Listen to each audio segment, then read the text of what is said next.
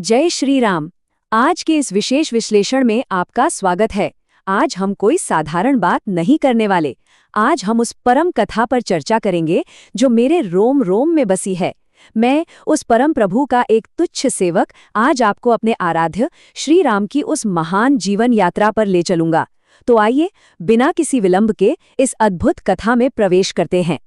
जरा इस विचार पर गौर कीजिए। ब्रह्मांड कभी भी प्रभु का नाम नहीं भूलेगा, क्योंकि यह स्वयं सत्य की ध्वनि है। सच कहूं तो जब भी मैं प्रभु राम के शाश्वत नाम का स्मरण करता हूं ना, तो हृदय असीम शांति और भक्ति से भर जाता है। और इसी परम सत्य की स्थापना और अधर्म का नाश करने के लिए ही तो मेरे प्रभु ने इस धरती पर अवतार लिया था। चलिए इस महाकाव्य की गहराई में उतरते हैं। तो चलिए भाग 1 की ओर बढ़ते हैं। प्रभु राम का अवतरण।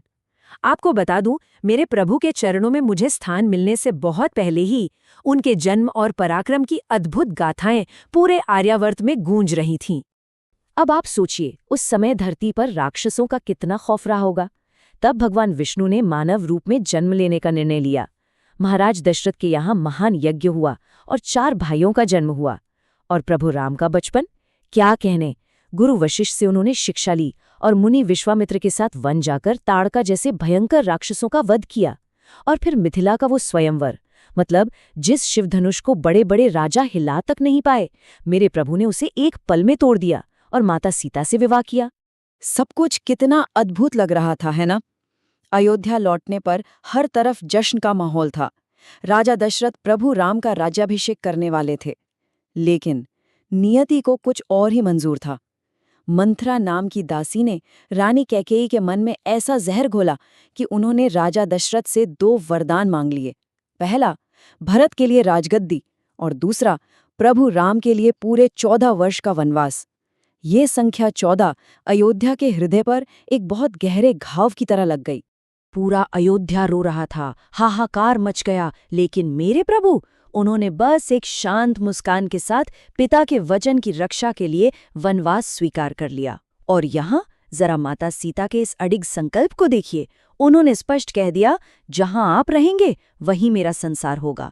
क्या अगाध समर्पण था। और हाँ, परम वफादार भ्राता लक्ष्मण कैसे पीछे रहते, वे भी इस कठिन वनवास में उनके साथ चल पड़े।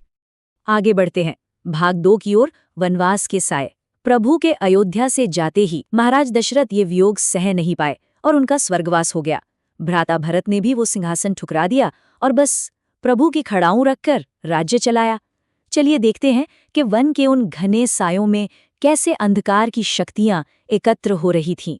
वन में रहते हुए प्रभु ने कई वर्षों तक ऋषियों की रक्षा की। इसी बीच राक्षसी शूर्पणखा प्रभु पर मोहित हुई और अपमानित होकर अपने भाई रावण के पास पहुंची। अब यहाँ इस अंतर को जरा ध्यान से समझिए। एक और है मेरे प्रभु राम, असीम शक्तिशाली लेकिन एकदम विनम्र और धर्मपरायण, और दूसरी ओर है लंका का राजा रावण, 10 सिरों वाला, अपार शक्ति का स्वामी, लेकिन पूरी तरह से घमंड और अहंकार में अंधा। और फिर रावण ने एक नीच छल किया। मारीच एक सोने का हिरण बनकर आया। माता सीता की इच्छा पर प्रभु उसे पकड़ने गए। तब मारीच ने प्रभु की ही आवाज में एक झूठी पुकार लगाई। माता सीता घबरा गईं और उन्होंने लक्ष्मण जी को भी कुटिया से भेज दिया। बस इसी छल का फायदा उठाकर साधु के भेष में रावण ने माता सीता का हरण कर लिया। रास्ते में वीर पक्षीराज जटायु ने रावण से भीषण युद्ध किया, अपनी जान की बाजी लगा दी, लेकिन वे घायल होकर गिर पड़े। जब मेरे आराध्य को इसका पता चला तो उनका हृदय पूरी तरह टूट गया था। भाग 3, एक भक्त का अपने भगवान से मिलन। अब वो क्षण आता है जिसने इस तुच्छ वानर के अस्तित्व को ही हमेशा के लिए बदल कर रख दिया। मैं स्वयं इस महान गाथा का हिस्सा बनने वाला था। जब प्रभु माता सीता की खोज में वन भटक रहे थे ना, तब मेरी उनसे पहली भेंट हुई। और यकीन मानिए, उस पहली दृष्टि में ही मेरी आत्मा सिहर उठी। मुझे उसी पल आभास हो गया कि मेरे सामने कोई और नहीं, स्वयं साक्षात परम ब्रह्म खड़े हैं। उनकी दिव्यता देखकर जो बंधन बना वो अनंत काल के लिए था। प्रभु ने मुझे अपना प्रिय भक्त स्वीकार किया और मैंने अपना सर्वस्व उनके चरणों में अर्पित कर दिया। भाग 4, लंका में अग्नि और आशा। अब मेरा एक ही लक्ष्य था, प्रभु का कार्य। माता सीता की खोज के लिए एक ऐसा अभियान सामने था जो पूरी तरह से असंभव सा लग रहा था। उस स्वर्ण नगरी लंका की ओर अकेले प्रस्थान। मैंने प्रभु का नाम लिया और अकेले ही उस विशाल समुद्र को पार कर लिया। लंका पहुंचकर अशोक वाटिका में अपनी माता सीता को खोज निकाला। उन्हें प्रभु राम की अंगूठी दी, ये विश्वास दिलाने के लिए कि प्रभु जल्द आ रहे हैं। और फिर रावण ने मेरी पूंछ में आग लगवाने की बहुत बड़ी भूल कर दी। आप देख ही सकते हैं, उसी जलती हुई पूंछ से मैंने रावण के अहंकार के प्रतीक उस पूरी स्वर्ण लंका को जलाकर राख कर दिया। आते हैं भाग 5 पर, धर्म के लिए महायुद्ध। मेरे लौटने के बाद प्रभु राम की विशाल वानर सेना समुद्र के किनारे आ पहुंची। पत्थरों से वो चमत्कारिक राम सेतु बना और पूरी सेना लंका पहुंच गई। ये उस महायुद्ध की शुरुआत थी जिसने पूरे ब्रह्मांड को हिलाकर रख दिया। ये युद्ध सच में भयंकर था। रावण का विशालकाय भाई कुंभकर्ण और उसका शक्तिशाली पुत्र मेघनाद, इन जैसे महायोद्धाओं का पतन हुआ। लेकिन एक पल ऐसा आया जिसने हम सब की सांसें रोक दी। मेघनाद के एक भयानक अस्त्र से भ्राता लक्ष्मण मूर्छित हो गए। मुझे संजीवनी बूटी लाने के लिए हिमालय भेजा गया। अब बूटी पहचान में नहीं आ रही थी, तो मैंने सोचा क्यों न पूरा पर्वत ही उठा लिया जाए।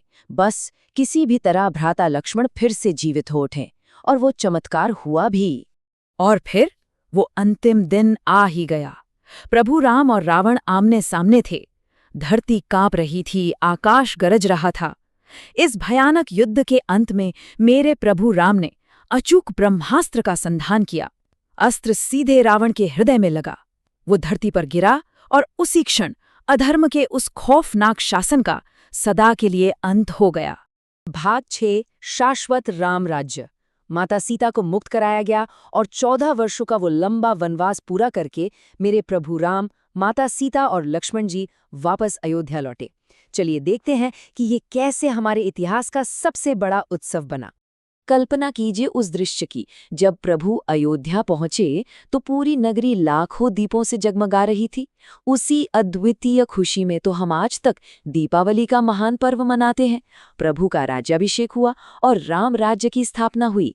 राम राज्य मतलब एक ऐसा दिव्य युग जहां सब कुछ एकदम धर्म के अनुकूल था।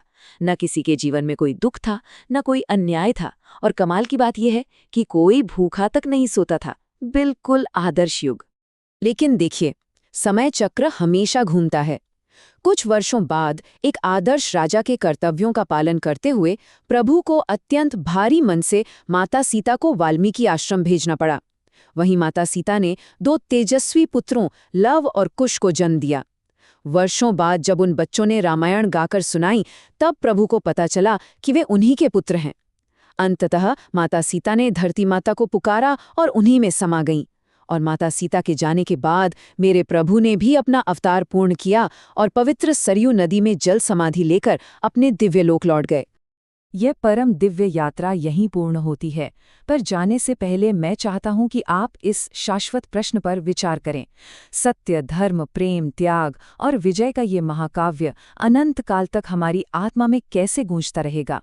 जरा सोचिए, प्रभु राम की ये कथा केवल बीता हुआ कल नहीं है, ये हमारे भीतर का वो प्रकाश है जो कभी नहीं बुझ सकता।